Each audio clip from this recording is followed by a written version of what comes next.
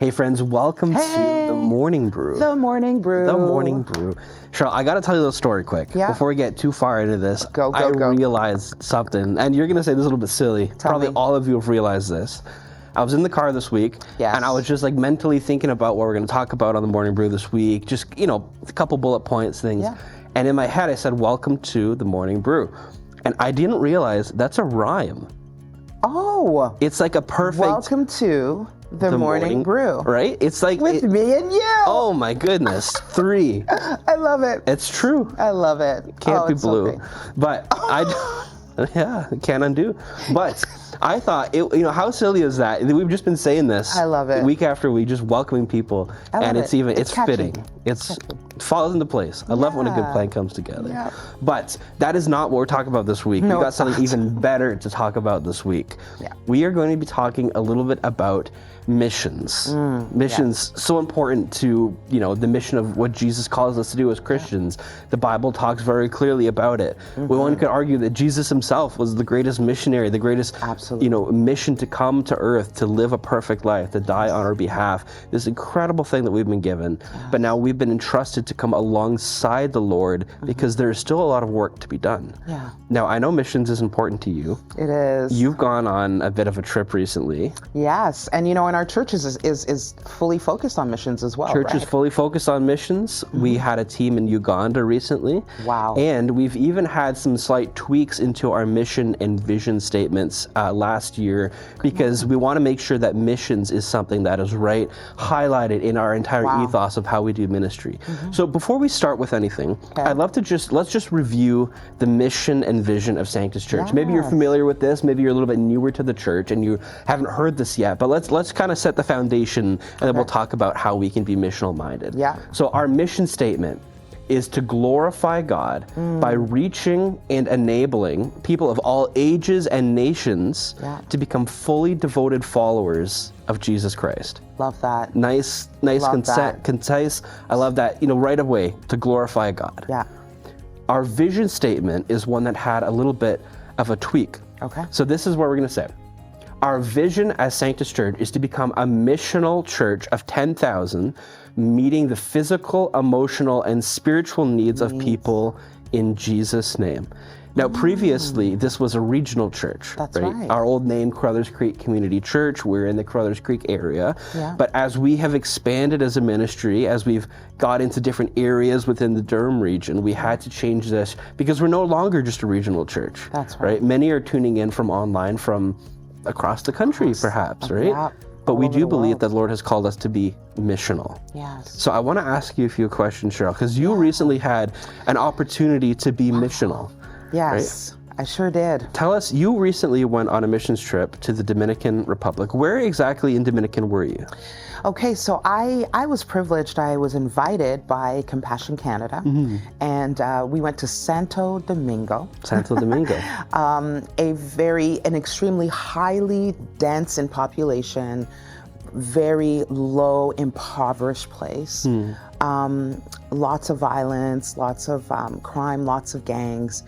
And it was beautiful to see the work that Compassion is doing throughout the DR. So we got to go to Santo Domingo, and then we spent time in San Pedro as well, and Capetillo, but that is a barrio in Santo Domingo. So I would say Santo Domingo and San Pedro is kind of where we lived. Yeah. Very cool. Yeah. And what are some of have you gone on a mission trip like this before? I have, but what my heart really beats for missions, but this was very different for me because with Compassion, they focus on children. So we got to spend a lot of time nourishing, connecting, helping, hearing the stories of rescued, rehabilitated, restored children. Look at these photos. Oh Lovely. My gosh. I really can't. It was one of the most beautiful and one of the most heartbreaking trips that I've been on. These guys are from San Pedro and they're part of the baseball team, baseball program, because San Pedro, well, actually, the Dominican is globally famous for producing and pushing out some of the most incredible baseball players in the world. MLB is filled with star athletes from the Dominican Republic. And so in Dominican Republic, baseball is life. And so in a way to sort of reach the kids from the village, the kids that are struggling, Compassion introduces baseball as a way of teaching them athletics, teamwork, some life goals. They pray, they have worship every single time they gather. They end with worship as well. And then they feed them. There's always good, healthy, nutritious hot meals. And for some of these kids, this is the only meal that they eat for the day. Their parents literally, or families literally, send them because they cannot feed them at home. And so what a welcome we had. We got to see some of their schools that they put together where they're teaching kids and educating them, and we got to feed them as well. I say it's beautifully heartbreaking because the reality is, in our first world context, we do not truly understand the word suffering. And I think that we have our version of suffering, but when you kind of line it up side by side, Brandon, with global suffering, it really does pale in comparison. Sure. And one thing I have found, if I can share one sort of lesson that came out of this, or one truth that will never leave me, is I landed on this day one, night one. Joy is the currency of the impoverished. Joy is the currency of the impoverished. These individuals who have nothing, absolutely nothing, dirt floors, maybe one pot, one spoon that they cook every meal out of, tin roof shacks, and in the one room, just imagine a master bathroom, if you will. That's a good analogy. That is a house for someone there. And in that house, they put a bed. It's their kitchen. It's their family room. And everyone goes to the bathroom in one single outhouse, which is also a lot of safety risk with that. If you can imagine children walking down the dirt road at night to go to this one place to shower in the middle of this entire village with all sort of adults and stuff. There's a lot of unsafe things that happen in that moment. But the most happiest, the most joyful, when you hear them worshiping and watch them lifting their hands and worshiping God and smiling, it just reminds me that we're actually the ones who they're wealthier than us. If joy is the currency of the impoverished, their joy in the midst of suffering, in the midst of hardness, in the midst of absolute desolation, makes them wealthy in that way, and makes us the ones that are bankrupt. Because our joy is connected to stuff, Brandon. I mean, if we're honest with ourselves. Sure. I don't know if we could have everything taken away from us. Maybe even see some of our loved ones die because of malnutrition, hunger, and violence, and still, right? It's a beautiful thing to see. It can sometimes be difficult to grasp exactly like the severity of the suffering. And until I think see it, until you right? see it, right. And I think it's not necessarily a wrong thing to not understand this, right? Yeah. Because for many people, especially here in Canada, who have we need context. done this, they need context, right? Because we've had local suffering and we go through difficult things, and that's all important and valid. But to see the stories of like actually how low some of these qualities of life are, but then to hear you say that like joy is this currency. I remember, I think it was last week we were talking about worship and Paul and Silas in jail, right? Like it's a little bit of a different context, but they're in a bad situation, but their eyes are focused just on the Lord, and there's joy, right? Scripture says the joy of the Lord is their strength, right? So it is very cool to see that people that are going through things that we couldn't even imagine, right? As you know, Compassion or Sanctus or any organization that's doing missions is teaching them about who God says they are, about the God that walks with them through difficult times, the God that created them, that